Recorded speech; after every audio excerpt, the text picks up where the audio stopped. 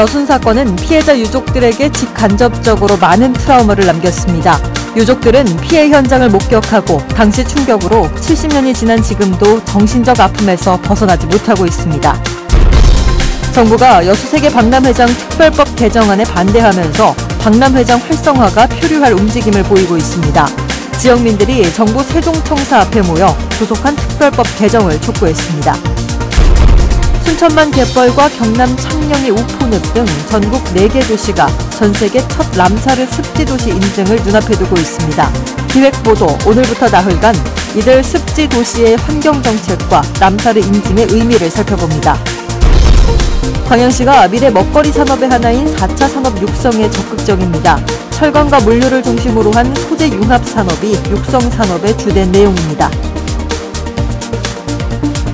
네, 시청자 여러분 안녕하십니까? 여수 MBC 뉴스데스크입니다. 여순 사건 70주기 특집 연작기획 4번째 시간, 여순 사건이 지역에 남긴 집단적 트라우마를 살펴봅니다. 당시의 충격은 직간접적 피해자들은 물론이고 지역 공동체 전반에 심각한 정신적 외상과 좌절감을 남겼습니다. 박광수 기자입니다. 1948년 10월 말 여수 종산국민학교에서 부역자 총살 현장을 목격했던 김천우 씨. 대여섯 명씩이 잇따라 총격으로 쓰러지는 광경은 엄청난 충격이었습니다. 세워놓고 총살하기 시작한 겁니다. 많게는 7명, 5명, 3명, 2명 이런 식으로다가 순서 없이 그냥 쏴 죽이는 거예요. 더욱 치가 떨렸던 것은 곧 총살될 사람들에게 시체를 옮기게 하는 잔혹함. 표현할 수 없는 분노와 공포가 가슴 깊은 곳 상처로 남았습니다. 그 앉아있던 사람이 나오라면 나와서 벽에 구석을 파고 사람을 던져놓고 와요. 그럼 그 사람 또 죽어요. 그런 식으로. 구례군 산동면의 한준희 씨는 마을 어른들이 진압군의 명령에 따라 구덩이를 파던 모습이 지금도 생생합니다.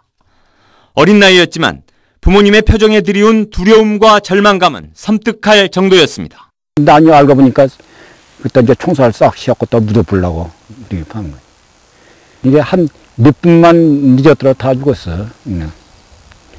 누가 묻으면 모른다 그러라니 그것이 어른들이 한 말이야. 모른다고 그러고. 잔혹한 좌익 색출 작업은 특히 지역사회의 버팀목이 될 젊은 지식인층의 씨를 말려버렸습니다. 살아남은 사람조차 좌절과 체념에 빠져들었고 지역은 발전의 동력을 잃었습니다. 가족을 지키기 위해서는 결국 그런 사람들의 전철을 너가 밟지 않았으면 좋겠다. 그러하니 설사 너가 아무리 나서고 싶은 상황이 있더라도 절대로 나서서는 안 돼 하는 것을 가정에서부터 주입을 하게 되는 것이었거든요. 저희들이 97년도에 조사를 해볼 때 인터뷰 성공률이 10분의 1이었습니다. 응하지를 않죠. 또 이후에 어떤 일이 벌어질지 모른다는 그런 불안함. 국가폭력이 진실을 말할 수도 앞에 나설 수도 없게 만든 집단적 공포를 심어놓은 겁니다.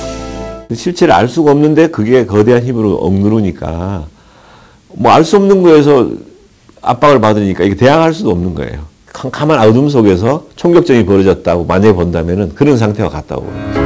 여수는 항구였다. 70년이 지난 지금까지도 악몽과 두려움으로 지역 공동체에 살아 숨쉬는 여순 사건. 꿈에 들어 나와요. 꿈을 꾸고 나면 내가 어떻게 해서 이렇게 살아남는 거 방법을 생각하다가 병원에 잘못 갈 때가 있어.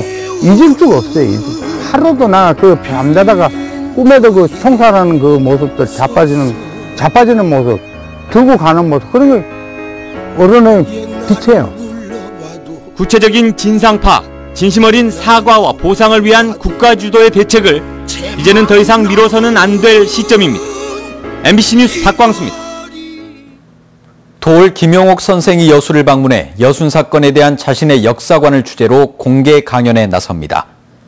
저희 여수 MBC는 오는 30일 오후 4시부터 2시간 동안 여수 MBC 공개홀에서 도올 말하다 여순 민중항쟁이란 주제로 김용옥 선생의 강연을 진행합니다. 도올 선생은 이번 강연에서 여순 사건이 발생하게 됐던 당시의 사회구조와 공동체의 내재적 요인에 대해 처음으로 자신의 역사적 관점을 밝힐 예정입니다. 특히 사건의 주체를 민중으로 규정하고 사건 발발 70주기를 맞아 조성된 세계적 평화 무드와 연계한 새로운 해석을 제시할 것으로 전망됩니다. 여수 화양지구 복합관광단지 개발 공사가 이르면 내년 상반기에 시작될 것으로 보입니다. 여수시는 화양지구 복합관광단지 개발 계획이 최근 도시계획 공동심의위원회를 통과했으며 경제자유구역청과 전라남도 심의를 거쳐 내년 상반기 착공할 예정이라고 밝혔습니다. 화양지구 복합관광단지 개발 사업은 화양면 장수리에 사업비 1,240억을 투입해 300실 규모의 콘도와 2천여 명을 수용할 수 있는 컨벤션 시설 등을 건립하는 것으로 오는 2021년 준공될 전망입니다. 4차 산업혁명 시대를 맞아 각 시군마다 새로운 산업을 고민하고 있습니다. 특히 광양은 철강 산업을 기반으로 한 미래 전략 사업을 구상하고 있는데 역시 차별화가 앞으로 관건입니다. 보도에 박민주 기자입니다. 광양시가 도내에서는 처음으로 4차 산업혁명 종합계획 수립을 위한 자문단을 발족했습니다. 철강을 기반으로 한 미래 신성장 산업 육성을 선도적으로 추진한다는 계획입니다. 광양 지역의 포스코 협력사 매출액이 지난 2014년을 정점으로 해마다 하향 곡선을 그리고 있는 점도 4차 산업 육성의 필요성을 높였습니다. 우리 시 산업 구조가 철강을 기본으로 한 제조업이 많다 보니까 지역 기업들과 협업해서 4차 산업혁명을 선도해 갈 수 있는. 하지만 관건은 차별화. 전남 영광과 고흥, 순천시가 소형 전기자동차와 드론, 정원산업의 4차 산업을 결합하는 방안을 모색하고 있습니다. 전문가들은 광양 지역은 철강과 물류를 중심으로 한 소재 융합 산업이 필요하다고 조언합니다. 저희 지역 같은 경우에는 철강 산업하고 화학 산업 그리고 물류 산업이 있습니다. 이것을 전체 아우를 수 있는 융합 산업이 필요합니다. 광양시는 4차 산업과 함께 로봇슈트 산업 육성을 위해 한국로봇산업진흥원과 업무 협약을 추가로 체결했습니다. 자치단체마다 새로운 산업 먹거리로 추진되고 있는 4차 산업. 전남 동북권이 선도 메카 지역으로 도약할 수 있을지 관심이 모아지고 있습니다. MBC 뉴스 박민주입니다. 여수 세계 박람회장 활성화를 위한 특별법 개정안이 정부 반대에 부딪혀 표류할 기미를 보이고 있습니다. 청소년 해양교육원 착공은 이미 늦어졌고 국립해양기상과학관 유치마저 수포로 돌아갈 것이라는 우려가 큽니다. 문형철 기자가 보도합니다. 400명이 넘는 여수 지역 시민들이 정부 세종청사 앞에 모였습니다.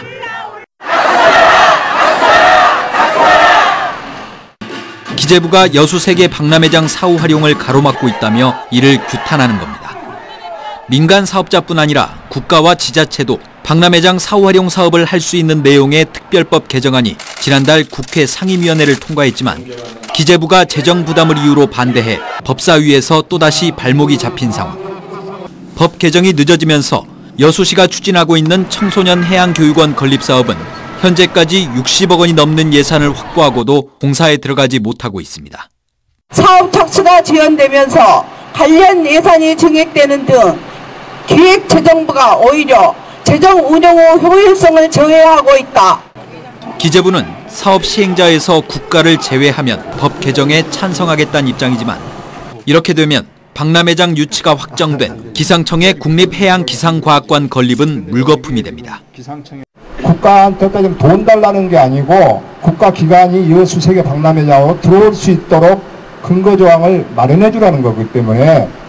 이런데도 박람회장 활성화에 책임이 있는 해수부는 최근에도 오히려 기재부 입장을 대변했고 결국 정치권의 문매를 맞았습니다. 일단 올해 안에 통과가 되지 않으면 청소년해양교육원하고 국립해양기상과학관이 사업 착수를 하지를 못합니다. 그러면 이게 영원히 없어져 버릴 가능성이 있기 때문에 지역 시민단체는 다음 법사위가 열릴 때까지 국회 앞에서 특별법 개정을 촉구하는 1인 시위를 벌이기로 했습니다. MBC 뉴스 문형철입니다.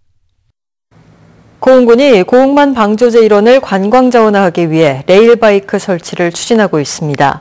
고흥군은 전국적으로 인기를 끌고 있는 레일바이크를 고흥만 방조제 인근에 설치하기로 하고 안쪽 제방 공유지와 간척진의 인공 습지 제방, 풍류방향 해안도로, 수변 노을공원 부지 등 4곳을 대상으로 레일바이크 설치 노선을 검토 중인 것으로 알려졌습니다. 고흥군은 이를 위해 전국 22개 시군에서 운영 중인 레일바이크의 시설과 운영 현황 등을 벤치마킹하고 있으며 노선별 설치 가능 여부와 타당성 검토를 거쳐 농어촌공사와 최종 협의에 나설 계획입니다. 광양시가 부모들이 선호하는 국공립 어린이집 운영을 확대하고 있습니다. 광양시는 최근 국공립 어린이집 6개소를 개원한 데 이어 지역의 공보육 체계를 강화하기 위해 새로운 시설을 신축하지 않고 기존 어린이집을 국공립으로 전환하는 방안을 추진하고 있습니다. 광양시는 국공립 어린이집을 지속적으로 확충해 오는 2022년까지 국공립 이용률을 40%까지 높일 계획입니다.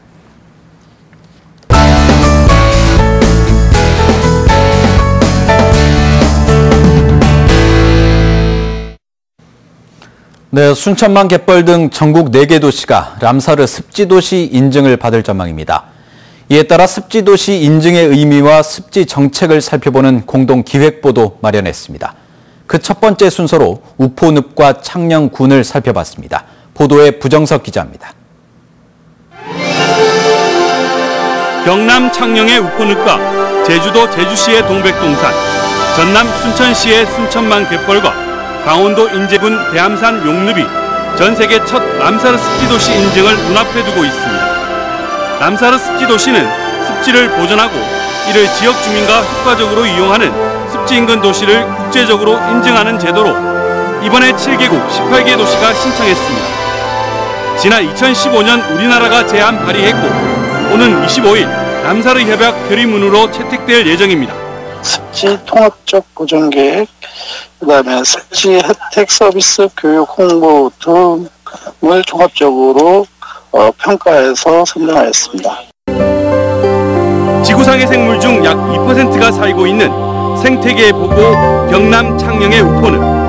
땅과 물을 이어주는 중간 단계로 15,000년 동안 조성된 원시 습지입니다. 우포늪은 원래의 우포늪과 우포늪, 사지포 등 5개의 습지로 전체 면적 250만 제곱미터 규모의 국내 최대 내륙 습지입니다. 우포늪이 지금의 모습을 찾기까지는 지역 주민들의 희생이 있었습니다. 1970년대 들면서 농경지를 조성하기 위한 매립공사와 각종 쓰레기 매립장이 조성됐습니다. 하지만 습지를 보존하는 것이 개발하는 것보다 더 큰 가치라는 주민들과 환경단체의 노력이 우포늪을 지켜냈습니다. 이 때문에 1998년 람사르 협약 보존 습지로 2011년에는 천년 보호구역으로 지정됐습니다. 여기에 이제 살아가는 사람들이 주도적으로 보존과 그리고 생태 관광 이런 걸 끌어가야 된다. 그런 의미에서 이 우포가 람사르 습지도시가 됨으로 해서 앞으로 모든 일들은 주민 중심으로 가고. 창녕군은 우포늪의 보존뿐만 아니라 지역 주민들과 함께 활용하는 방안을 모색하고 있습니다. 지금까지 우포늪을 보존에 집중해 왔는데 앞으로는 우포늪을 중심으로 13개 마을과 함께 상생할 수 있는 습지 프로그램 사업을 계속 추진할 것이고, 창녕군이 람사르 습지도시로 인정되면서 국제사회가 인정하는 람사르 브랜드를 앞으로 6년 동안 사용할 수 있게 됩니다.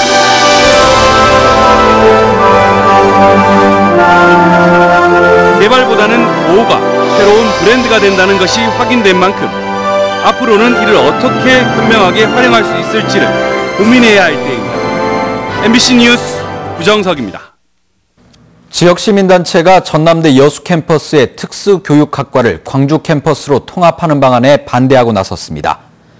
여수 캠퍼스 위상회복추진위원회는 오늘 성명서를 통해 전남대와 여수대가 통합하면서 교육학부를 특수교육학과로 축소한 데 이어 또다시 특수교육학과마저 광주로 통합해 지역 발전을 저해하고 있다고 비판했습니다. 또 전남대학교의 재정 지원을 중단하고 여수 교육 환경 회복을 위해 여수 지역 거점 대학을 설립하는 특별법을 즉각 제정하라고 정부에 촉구했습니다. 교육당국이 도내 예비 고등학생들을 위해 입시 설명회를 개최합니다. 전라남도 교육청은 도내 6곳에서 학생과 학부모들을 대상으로 대입 성공 전략과 지원 방안 등을 설명하고 특히 교육방송 관계자들과 함께 오는 2022년부터 바뀌게 될 입시제도와 관련해 안내에 들어갈 계획입니다. 이번 설명회는 오늘 순천을 시작으로 오는 25일과 26일 여수문화홀과 마동중학교에서 각각 개최됩니다. 여수 MBC 특별기획 다큐멘터리 누리호 우주시대를 열다가 잠시 뒤 저녁 8시 55분부터 방송됩니다.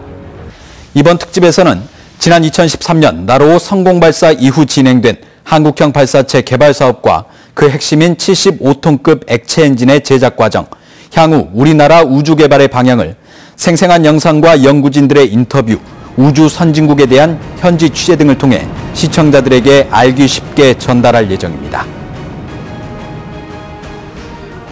김영록 전라남도지사가 2018 자랑스러운 대한국민대상에서 전국 광역단체장 가운데 유일하게 자치행정부문 대상을 수상했습니다. 자랑스러운 대한국민대상은 지난 2011년부터 국내외 각계각층에서 국위를 선양하고 국격을 높이는 데 기여한 각 분야 대표 인물을 선정해 수여하고 있으며 김영록 지사는 민선 7기 출범 이후 도정을 안정적으로 이끈 점이 높게 평가됐습니다.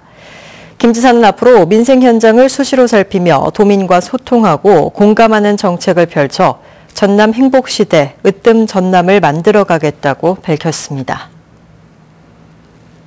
포스코가 협력사에 필요한 인력을 사전 양성해 채용까지 연계하는 협력사 취업 희망자 교육을 중소기업까지 확대 실시합니다. 포스코는 오는 22일 진행되는 4차 취업 희망자 프로그램부터 교육 대상을 협력사에서 광양 지역 중소기업까지 확대 운영합니다. 지금까지 협력사 취업 희망자 교육 프로그램 수료생은 1,100여 명으로 이 가운데 90%가량이 협력사에 취업했습니다.